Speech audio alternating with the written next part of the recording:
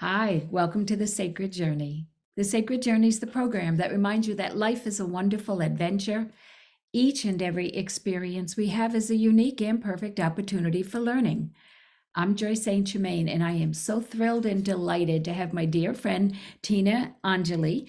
She is an author and a psychic medium and human being extraordinaire. And we have been trying to plan this recording for so long. Welcome, Tina. Oh, Joyce, thank you for having me. Appreciate it. I've known you for, I can't even count how many years. Yeah. And I always knew you had an amazing story, an amazing background in history. And I'm so delighted that you recently did a book through self-publication called We Are Yeah. Angels, also as an ebook. And I'm hoping that you'll share some of how you got to this point, how the book got birthed, so to speak, and a little bit more about your incredible story. Okay. Well, first of all, it took 10 years for me to finish it. As a matter of fact, when I started to think about writing this book, I didn't even have my third near-death experience yet. So that was interesting. It was more information for the book. But basically, I just kind of put together stories that I had written myself regarding my family, my background as an Italian American woman, and then it just came together. And interestingly enough, the book is 222 pages. Is that an angel number or what? Yes. Yes. So it has personal experiences with the vision of the angel I saw over my garage here on my property in Granby, and also the two near-death experience that actually three. One was um, a life-changing experience, which falls under the NDE. Yeah, so altogether I had three, but where I actually died, it was two. When I drowned, and then when I had what I call my medical car crash, because there's no way I should have been alive. My car was hit by an SUV, and I had a small car, and it was totaled. Didn't even have broken bones or anything like that. I just had a lot of black and blue marks, and that's why I call it a miracle car crash. That one was interesting because once my soul left the body in the car, I found myself above this space, this wonderful, loving space, and I was facing 9 entities where I was communicating with them that no, I can't go yet. I'm not finished on the earth. And I knew instinctively that the one in the middle was the one that made the decisions. And it was quite interesting because I could feel the other 8 just embracing me with this most amazing, loving light. Let me ask this. Was it normal, natural, and common for you to have experiences like angelic presence and things like that? I'm sure our viewers are going, oh, yeah, all of a sudden we can expect that we see angels. Well, the story in the book about my experience with the angel over my garage, which happened about 25, 26 years ago, uh, it was, I learned through that vision, which is also the cover page of the book. Um, the artist that did the cover page did a wonderful job. It's so, beautiful. so Do you have a but copy there that you could hold up? oh, yes, hold on. Sorry, I should have gotten That's it. okay. I'll let viewers know that Tina and I know each other through, I believe it's through the Near Death, the NDE group at Yukon Medical I Center. should have And prepared that. I'm sorry. that's okay. I Okay. didn't ask you to do so. I was letting people know that we know each other through the Yeah. NDE group. We both are NDE experiencers. Yeah. That is so beautiful. And our viewers might be familiar with your property because we filmed the Labyrinth show there. Oh, that was a wonderful experience. Magical Yes. property. Yes. So you had, up until that point, had some beautiful, sacred, and spiritual experience. Yes, when I was a child, right after my sister had died, she was one, I was two. It was interesting because my parents were so engulfed in their own grief that they kind of abandoned me emotionally. And right after that, I remember every night before I fell asleep, this beautiful lady, that's what I called her because she didn't have any wings. It was just a veil like outfit, and she would float around the room. And I remember so vividly the soles of her feet above my head in bed. And she would wait for me to fall asleep and then she'd leave. This happened from the age of 2 until the age of about 8 years old. And just a few years ago, I learned that at that age, 8 years old is when the ego sets into the physical body. And that's when I started to be uncomfortable with these. I didn't want to be different. To be abandoned and then be different was too much for my mind to take at that time. So I said, I don't want to deal with this anymore at the age of 8. And then I learned that vision I had 25 years ago over my garage, she said, that angel said that she was the same one that used to come and visit me in Italy as a child. And she also told me, first time, she told me what her name was. Her name was Naomi, and she is my personal angel. And she told me that I chose to do this work. And it was important for me to just allow and trust they would do the rest. And it was a very pivotal time for me because that gave me the clarity and the freedom to just allow myself as an instrument. That's it. Yeah. And I think at some point, Tina, in society, we get to the point where our spirituality is more important than our social presence, but you had been highly regarded and respected in the spiritual community and in the, I'll call them the ordinary community, the normal community. Yeah. And so I think then that's sort of an invitation that we know who you are. We know you're not crazy. We know you're kind, compassionate, loving, and insightful. Let's hear more about you. We trust what you have to share with us. We believe in what you want to, the story you want to tell. Well, what's interesting is that some people that have that vision, they actually see the angel over the garage still. There's like a protecting field around the property. And what's also interesting and funny is that when people come to walk the labyrinth, then they sit by the waterfall and the pond and they forget to leave. they just there for hours. It's Which very is inviting. I do yeah. have to say, very inviting. Yeah. So that's it's been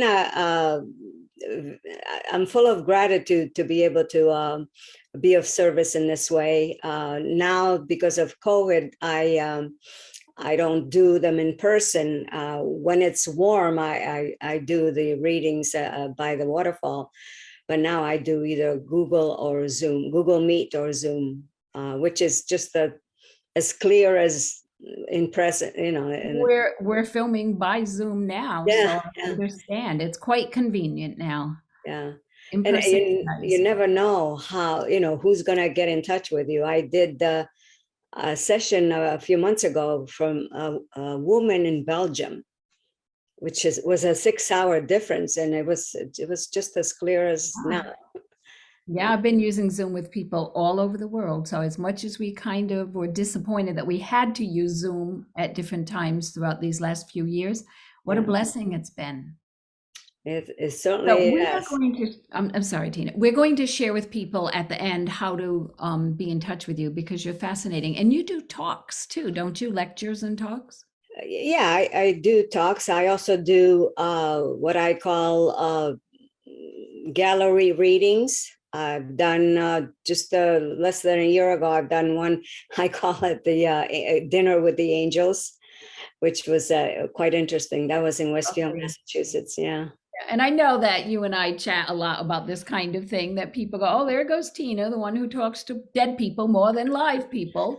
Yeah. And, it's a gift that you have. And it's nice that you share it with everyone. I want to get back to the book because I I don't remember when it started, but you and I have been chatting about it a long time. So to see you kind of give birth to it has been so exciting.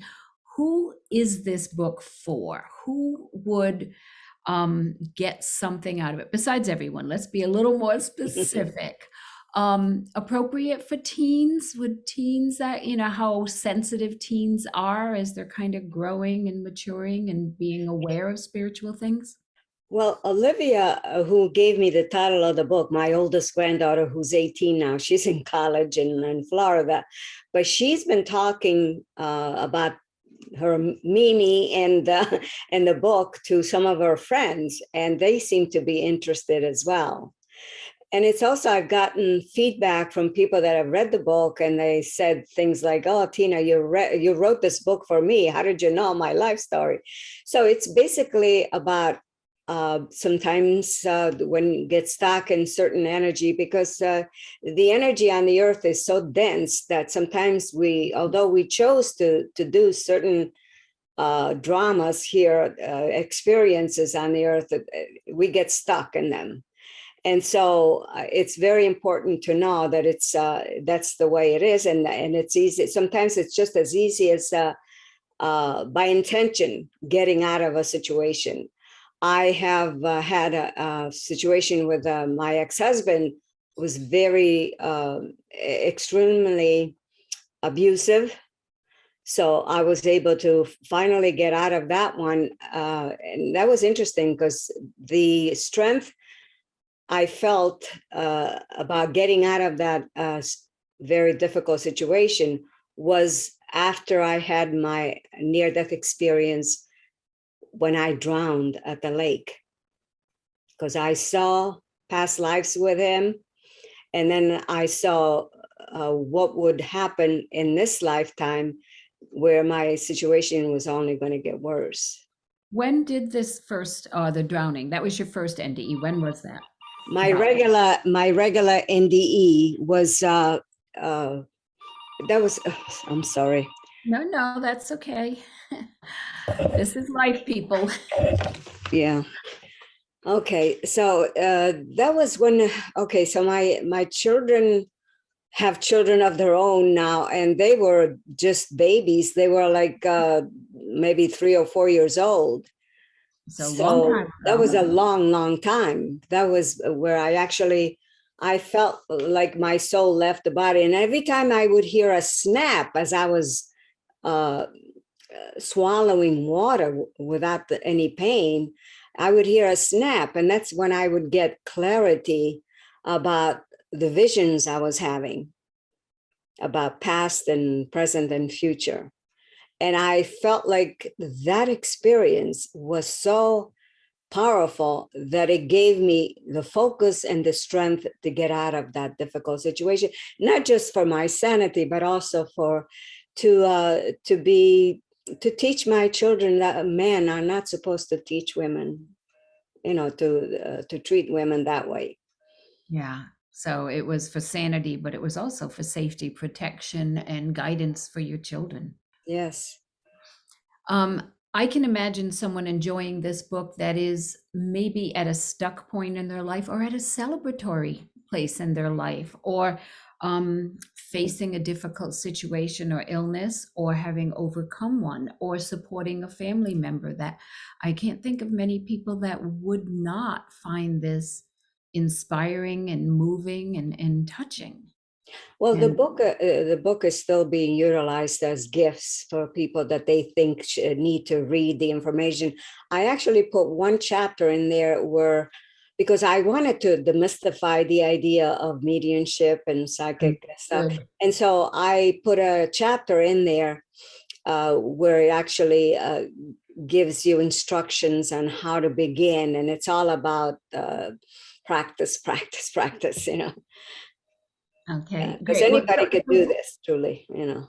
it's a well-rounded book, and it does guide the viewers from the excerpts that I've read into, I want to say, expect miracles, dream miracles and then they happen. And your story is like, here's a person that was living in, I'll call it a normal human life, and had some extraordinary experiences, and you embrace them. And by embracing them and holding on to them, I think it invited more magical and wonderful and angelic experiences. And I think your book invites people to believe this and believe that it's not just for a select few.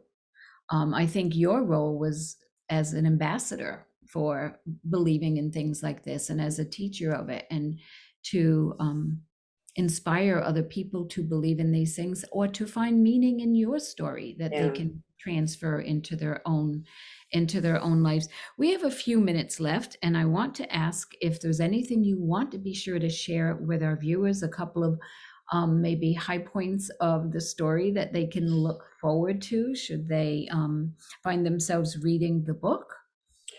Okay, so one thing that I learned through the years and also through doing readings for others is that basically we are not victims. Thank you for that. You can choose victimhood and you can get stuck in it. Nobody's going to judge you, but it's not necessary. And so that is so important for people to hear that we came on the earth with a contract, and we go through the different stages, and also to remember that not to get stuck in the most difficult parts of that contract. Like Yeah. in my case, I could have gotten out of the marriage a lot sooner, but it took 14 years.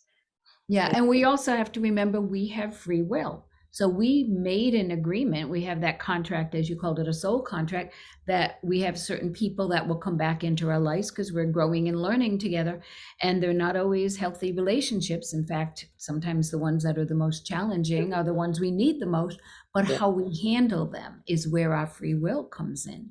And being a victim is like, oh, it's not my fault. Nothing I can do about it. Poor me, which just invites you to keep repeating the same things over and over and over. Do you have another book in the works? Is there a little seed planted somewhere? The people keeps asking me and saying, "Oh, you are going to write another book," and I say, I don't see it. I say this book is going to be an only child. There is other information coming through, but I don't feel that it needs to be shared in a book format. But Okay. as I do my speaking engagements and all that, I just am open to share whatever comes through me. And maybe because now you're a professional Zoom user, I can imagine you working with large groups of people in this format, because you're a wonderful, engaging, personable speaker. And I think people would find a lot of joy and delight in connecting with you in some way on some level. So could we see the book again? We Are Angels. We Are Angels, and my website is www.weareangels.net.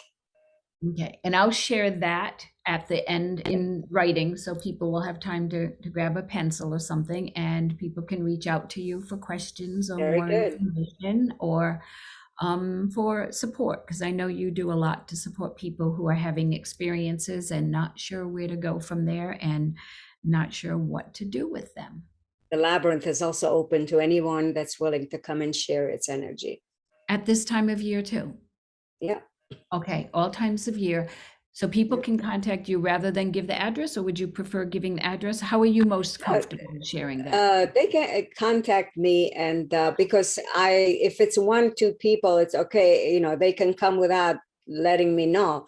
But with groups, I need to know, because I don't want too many groups at the same time. Of course. Going through the Yeah. labyrinth. And how big is your labyrinth? I call it huge, but how big is it? The labyrinth, it's 84 feet. It's round. It is the largest private labyrinth in Connecticut. Very powerful energy. Yes, it is, because I've walked it and we've sat and done Yeah. a show from there. So it's wonderful. Do you want people to contact you through the website or email, phone number? What's your The preference? website, as far as the labyrinth, it's registered under the National Labyrinth Society. I'm also on Facebook. Okay, fantastic. I'm so glad we finally got to do this. We had so many delays along the way when we first planned this. I'm so glad, so honored, delighted to see you again. And thanks for sharing your wisdom and your experience and your lovely energy with us. Thank you, Joyce. I appreciate that. And Have a thank good you, day. viewers. Oh, thank you. Thank you for joining us on the sacred journey. We'll Thank catch you you. next time. Bye-bye.